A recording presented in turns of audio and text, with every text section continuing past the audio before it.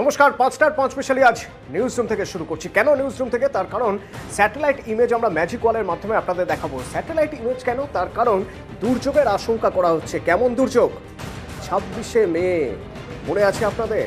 ইয়াস, সেই আরও একটা ২৬শে মে দুর্যোগ হতে পারে, সেই আশঙ্কার কথাই বলা হচ্ছে। আপাত দৃষ্টিতে যদি আমরা দেখি, তাহলে আপাত দৃষ্টিতে দেখলে এখনো পর্যন্ত সেরকম কোনো ইঙ্গিত পাওয়া যাচ্ছে না, কিন্তু ইঙ্গিত পাওয়া যায় স্যাটেলাইট ইমেজে। স্যাটেলাইট ইমেজ বলছে এখনো পর্যন্ত যা অবস্থা, বিকেল ৫টা শুক্রবার ২৪ তারিখ, তাতে এরকম একটা ফরমেশন।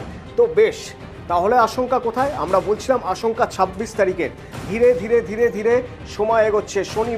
শনিবার অত্যন্ত গুরুত্বপূর্ণ দিন। কাল ভোট রয়েছে। ভোটে কি দুর্যোগ হতে পারে? আশঙ্কা রয়েছে? না, তেমন কোনো আশঙ্কা নেই। এবার দেখুন, ২৫ তারিখ পার হওয়ার পর ২৬ তারিখ, যে কথা বলছিলাম, স্যাটেলাইট ইমেজ বলছে ২৬ তারিখ হিট করছে Remal.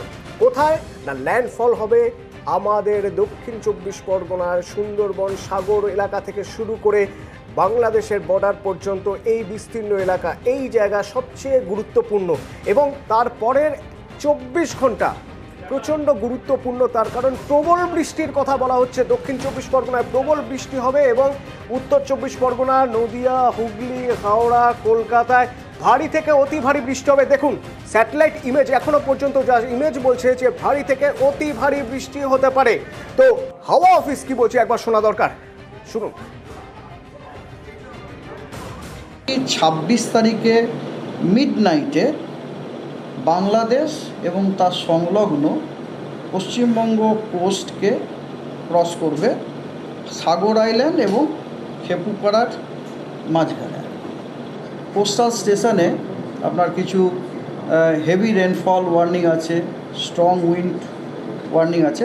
Heavy two very heavy rainfall হওয়ার সম্ভাবনা হচ্ছে ইস্ট মেদিনীপুর, হাওড়া, আমাদের কলকাতা, আমাদের হুগলি এবং Nadia district. Heavy two very heavy rainfall আমাদের কলকাতাতেও কিন্তু ২৬ তারিখে আছে। ২০২১ আর এটা ২০২৪। গ্যাসের কথা মনে পড়ছে অনেকেরই। আবহাওয়া বিজ্ঞানী যারা রয়েছেন তারাও বলেছিলেন বারবার করে সিভিয়ার সাইক্লোন বারবার হিট করবে। ঠিক এইরকম একটা জায়গায় দাঁড়িয়ে আবার একটা সাইক্লোন, যা সিভিয়ার সাইক্লোন হতে পারে, রেমাল। সেই রেমাল ঠিক কোন জায়গায় এখন অবস্থান করছে? এখনও তো রেমালের ফরমেশন হয়নি। গভীর নিম্নচাপ, সেখান থেকে রেমালের ফরমেশন কখন হবে, তারপর সেটা ঠিক কোন জায়গায় হিট করতে পারে। ল্যান্ডফলের সময় বলা হচ্ছে নাকি ১৪০ কিলোমিটার গতিবেগ হতে পারে তা হাওয়ার বা গার্ডসি এয়ারে। বিশ্বজিৎ প্রতিনিধি সরাসরি আমার সঙ্গে রয়েছেন, বলতে পারবেন আরও ভালো। বিশ্বজিৎ, এই মুহূর্তে বা একেবারে মধ্য বঙ্গোপসাগরে অবস্থান করছে যে গভীর নিম্নচাপ, এটি আরও গভীর, অতি গভীর নিম্নচাপে পরিণত হবে আজ রাতের মধ্যে। আগামীকাল এটি ঘূর্ণিঝড়ে পরিণত হবে। শনিবার ঘূর্ণিঝড়ে পরিণত হওয়ার পর এটি সরাসরি উত্তর দিকে আঘাত হানবে, অর্থাৎ উত্তর দিকে আসবে। এর আগে পর্যন্ত এটি উত্তর পূর্ব দিকে, উত্তর পূর্ব দিকে এগোলেও একেবারে ঘূর্ণিঝড় হওয়ার পর থেকে সরাসরি উত্তর দিকে এগোবে, অর্থাৎ একেবারে বাংলা পশ্চিমবঙ্গের উপকূলের দিকে এগোবে। এবং এই সরাসরি উত্তর দিকে আসার ফলে একেবারে সম্ভাবনা সব থেকে জোরালো হচ্ছে সুন্দরবনে, অর্থাৎ দক্ষিণ ২৪ পরগনার সুন্দরবনে রীতিমতো তাণ্ডব চালাতে পারে রবিবার রাতের বেলায়। এবং মাঝরাতে এই তাণ্ডব, যতটা দুর্যোগের আশঙ্কা করা হচ্ছিল তার থেকে আরও বেশি এই দুর্যোগ হতে পারে, কারণ সরাসরি এসে আঘাত হানবে একেবারে সুন্দরবন এলাকায়। সাগর আইল্যান্ড থেকে খেপুপাড়া বাংলাদেশ, এর মাঝামাঝি কোথাও এর ল্যান্ডফল হতে পারে। অর্থাৎ সব থেকে দুর্যোগ বেশি হবে দক্ষিণ ২৪ পরগনায়। যেমন দক্ষিণ ২৪ পরগনায় ল্যান্ডফলের সময় এই যে রেমাল, তার যে গতিবেগ থাকবে সেটা ১২০ থেকে ১৩০, গাছটি ১৪০ পর্যন্ত হতে পারে, এমনই পূর্বাভাস রয়েছে। এবং তার সঙ্গে প্রচুর বৃষ্টি হবে। ২০০ মিলিমিটারের বেশি বৃষ্টি হতে পারে শুধুমাত্র দক্ষিণবঙ্গের দক্ষিণ ২৪ পরগনা জেলাতে। এবং এই ২০০ মিলিমিটার বা তার বেশি বৃষ্টি সঙ্গে জলোচ্ছ্বাস, একেবারে সব মিলিয়ে রীতিমতো তাণ্ডবের পরিস্থিতি হতে পারে উপকূলে। শুধুমাত্র দক্ষিণ ২৪ পরগনা নয়, উত্তর ২৪ পরগনাতেও ব্যাপক ক্ষয়ক্ষতির, কারণ উত্তর ২৪ পরগনার উপকূলের যে অংশ রয়েছে, অর্থাৎ হিঙ্গলগঞ্জ সহ বাংলাদেশ লাগোয়া যে অঞ্চলগুলো রয়েছে, আর একেবারে সাগর আইল্যান্ড, তারপর ফ্রেজারগঞ্জ, তারপর বকখালি থেকে একেবারে হিঙ্গলগঞ্জ হয়ে বাংলাদেশের খেপুপাড়া পর্যন্ত এই যে সুন্দরবনের এলাকা, সেই সুন্দরবনের এলাকায় আরও একবার আঘাত আনতে চলেছে। আমরা দেখেছি আমফান, মে মাসে আমফানের তাণ্ডব, ইয়াসের তাণ্ডব, এবং সেই কথাই আবার যেন মনে করিয়ে দিচ্ছে যে আবহাওয়াবিদরা যা বলছেন তাতে কিন্তু এই সরাসরি যদি দক্ষিণ চব্বিশ পরগনায় আঘাত আনে তাহলে যেহেতু 2021-এর কথা মাথায় রয়েছে, সেজন্য প্রশাসনিক সতর্কতা রয়েছে। এনডিআরএফ অর্থাৎ বিপর্যয় মোকাবিলা টিম তারা প্রস্তুত রয়েছে। মাইকিং চলছে, অর্থাৎ যে জায়গাগুলো বিপদ সংকুল বলে মনে হচ্ছে সেখান থেকে মানুষকে ইভাকুয়েট করিয়ে নিয়ে আসা হচ্ছে। রেমাল নামক আপনারা কেউ গভীর সমুদ্রে গিয়ে মাছ ধরতে যাবেন না। সাগর ব্লক প্রশাসন কর্তৃক ঝড়ের আশঙ্কা রয়েছে, তাই উপকূলবর্তী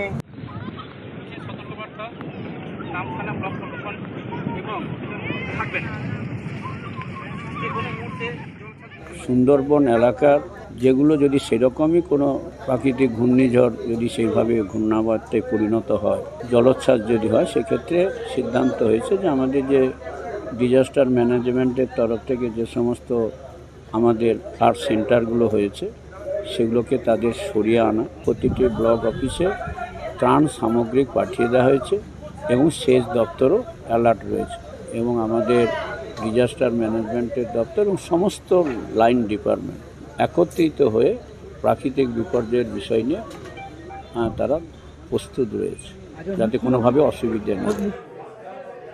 সতর্ক তো থাকতেই হবে। নবান্ন কন্ট্রোল রুম খোলা থাকবে 24 ঘন্টা, এবং সেচ দপ্তরের কর্মীরা তারাও নজরদারি করবেন, কারণ সবচেয়ে গুরুত্বপূর্ণ এই দক্ষিণ 24 পরগনা, সবচেয়ে বেশি বৃষ্টি হবে এখানে।